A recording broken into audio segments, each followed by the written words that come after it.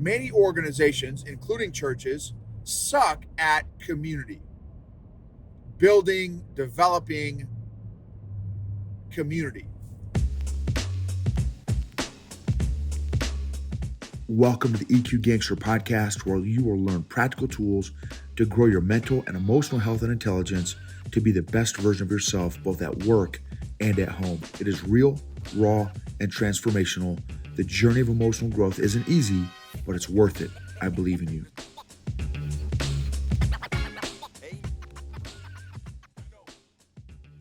EQ Gangsters, what? I got the crew here. If you're on YouTube, you can see the crew. Got Mamacita here. Okay, so check this out, EQ Gangsters. We just had a great chat here on the way to church, getting our double dose of the Holy Ghost on. And I've got 3 C's in the car with me. 3 conscientious, so using the DISC model: dominant, influencer, steady, conscientious, or choleric, sanguine, phlegmatic, and melancholy. 4 personality styles. 2 of them are DCs or CD. I think my daughter's CD. I think my wife is DC, but she's very close, even Steven, 50-50. And then Big Finn is C, has a lot of C. He's probably mostly C. And then me, who's lots of I with a little bit of D, which is the dominant personality. So some really interesting mixes. And so I asked these 3 C's in the car with me, what was their approach or thought process about their social life, about friends? How do they think about the concept of friends, which is something that we didn't define, but that's a whole other ball game. How do you define friendship? Okay, but this particular episode is going to be about community, because that's what we got into, community. So, but how do you define a friend? Because I also realized from a number of years ago, a couple that defined a friendship very, very differently than the way I define friendship. Now, to their defense, during that phase and season, one of the reasons I defined friendship very differently is because I was emotionally needy, very emotionally needy. And so that was one of the factors, big factors, in their defense, one of the big factors in how I define friendship. Now, even as I'm healthier emotionally, I still know that I define friendship very, very different than they do, even though I'm healthier emotionally now. Okay, but that's not the point. The point is, we got into a conversation about community, that in many churches today, and it's not just a church thing, I think just an organization thing, many organizations, including churches, suck at community, building, developing community. And I think there are a number of factors we talked about.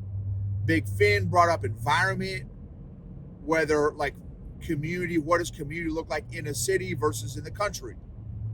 Community in a city versus in a rural kind of community area, kind of environment.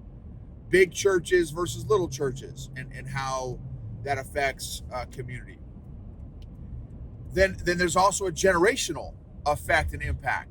How do baby boomers view community? How does Gen X view community? How does millennials view community? How does Gen Z view community? So that's another effect. Oh my gosh, there's a truck, y'all, in front of us that is so dope. All right, that's a quick little distraction there. Sorry, I just did a little squirrel there. But it's a super dope truck, y'all. It's an old, like, 1950 Ford. It's so awesome. So the community, like, how do you define community?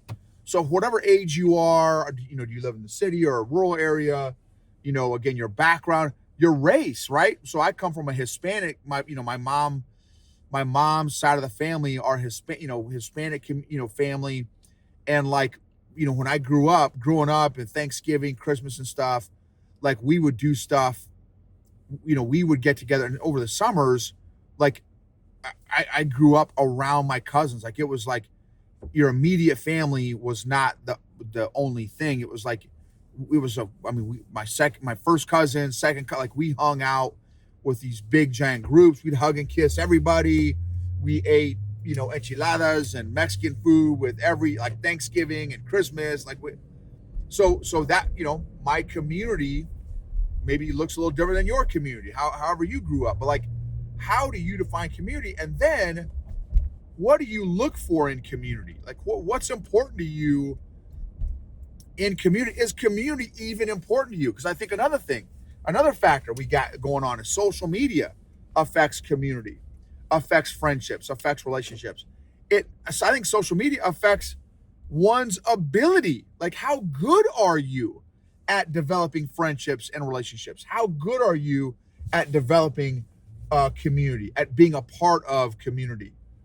That's another factor I think that has happened in the last whatever time frame we're in right now. And then the other thing that's had an impact is the whole COVID, not COVID, mask, not mask, social distance, not social distance, all that drama also affected and impacted community as well. So how important is community to you? How do you do community? How good are you at community? Do you even care how well you are at community, how good you are at community? What are the factors that affect community and relationships?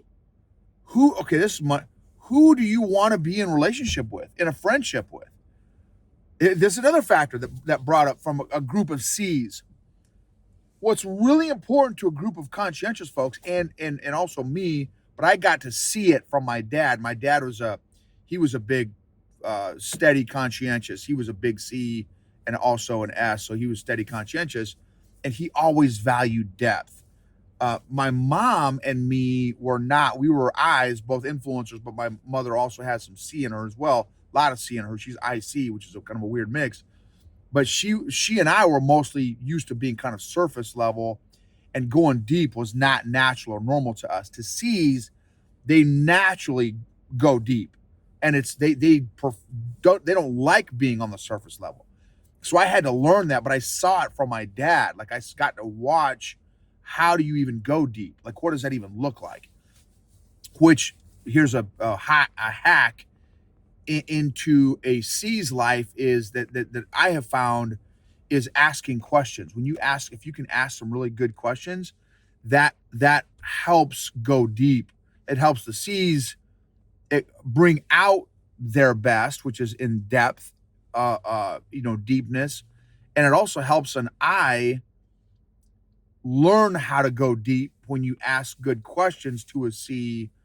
But that was one thing that was brought up, is like, C's typically are not fans of, or don't like to spend a lot of time with somebody that only stays on the surface, which I appreciate now as an I who had a dad who was a C, and now, my wife and daughter both have C's in there, to appreciate depth and the depth of life and the beauty of the depth of life. And, man, God, there's so many. I mean, are you kidding me? Like, that's the never ending depth is trying to understand the creator of the universe. Right.